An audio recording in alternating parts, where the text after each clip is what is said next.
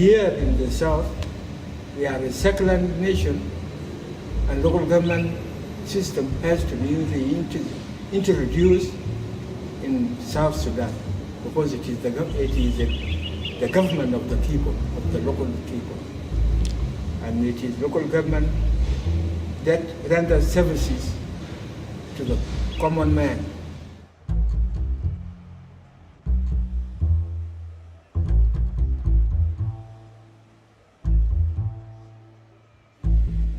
In countries emerging from conflict and war, the transfer of decision-making power and resources to local governments is seen as an effective strategy to rebuild the relations between citizens and the state. Many post-conflict countries have embarked on this process of decentralization. In a country like Uganda, the people experienced local governance for more than a decade. In other countries, like here in South Sudan, the first steps towards a new decentralized society are just being taken. I was a local government officer before the war in Sudan. So as a local government officer, I had to join the movement so that I fight for the independence of South Sudan. When I went to the bush, I kept the spirit of local government in my heart. Lands, particularly where conflicts are rotating around land, it's mainly the local people who know the boundaries of whatever land in conflict. And therefore, bringing in a central approach to resolving that dispute is a little bit misplaced. Countries that have just abandoned a period of war face a difficult task to overcome the chaos and disruption caused by the former conflict. During 50 years of war, of civil war in the Sudan, has brought firearms into the hands of the people.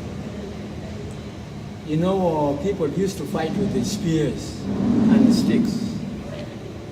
But when arms have come into their hands, they have become using them for killing themselves, then for robbing cattle of other people, and all this because to fight with the rifle is not as hard as fighting with the spear, because you have to be brave enough to come nearer to that person so that you spear. But with the rifle, you shoot the person very far there. So these young men, they like it. Sometimes what causes insecurity or lack of peace are issues of resources. People complain, you know, they say, why my area is marginalized, another one is saying that, and so forth.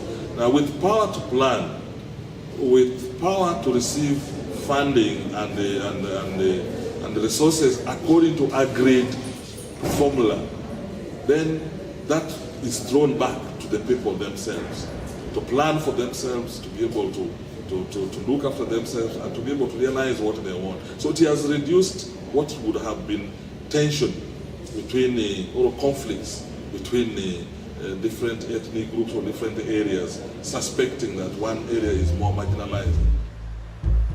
In other words, it's important that certain conditions are met before decentralization will work. Citizens should be confident that the authorities are able to exercise their power fairly to the benefit of all people. Our government has taken a very good step now for disarming the civil population. Those arms should be brought out. And then after that, we will go back to educate them so that we take our traditional way of settling the disputes between tribes and between pastoralists and so on. When you empower people to look after themselves in terms of effective leadership, they would want to see peace in their area in order to be able to carry out the mandates that they have promised their people to carry out. The traditional authority are the most powerful tool to settle conflicts among the people, among the tribes and the clans and so on. Like in areas of grazing, like cattle wrestling, like tribal fights. It was the chiefs that used to settle these problems. But the road to a decentralized government is a long one. It cannot be expected that it is achieved in a fortnight, as we can learn from Uganda. The conception for decentralization started in 1989, but it required a lot of consultation, it required a lot of getting people's views and so forth, so that by 1993 we started decentralization, but on pilot basis. Out of the many districts that were there then, we only started with 13 of them to see whether it was going to work and to help us correct whatever situations that could have been created. So when it was found out that it was after all working so well in the 13 districts, it was then extrapolated to all the districts. So all the districts are under decentralized governance. Traditional authorities and local and national governments carry heavy responsibilities in rebuilding a country after times of conflict.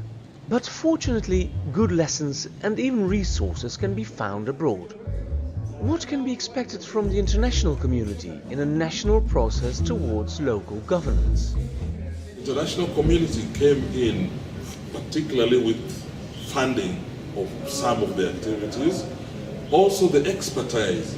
We're talking about, we need people who have gone through different trainings, different experiences to come in to help in strengthening whatever sectors that decentralization may have decided on. So the expertise, then capacity building in terms of making the people acquire the skills they require to keep on with the decentralization.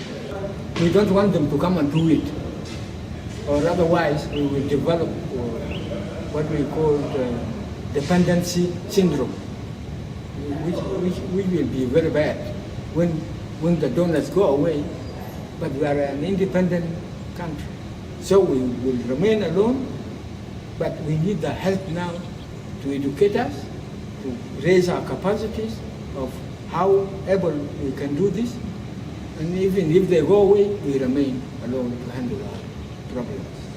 For sure, especially for Southern Sudan, where it's a new country, a lot of suspicion as to who is handling which resources, a lot of suspicion as to where could our resources be taken and so forth. Decentralization is the right way to go. However, they will need to do a lot of comparative studies in order to get what fits for them, because Southern Sudan is far bigger than Uganda, and the way it is structured in terms of administrative units is slightly different. So there's a lot that needs to be compared.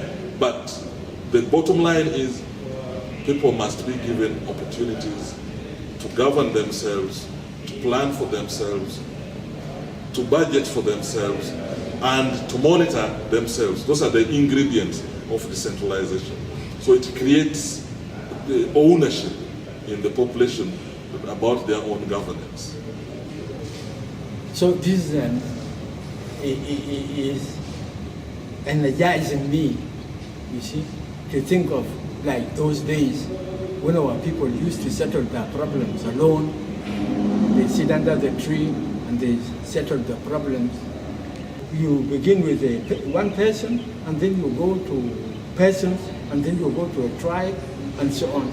And if this happens among all the tribes in South Sudan, to respect each other and to respect the cultures of others, and all, there will be no conflict.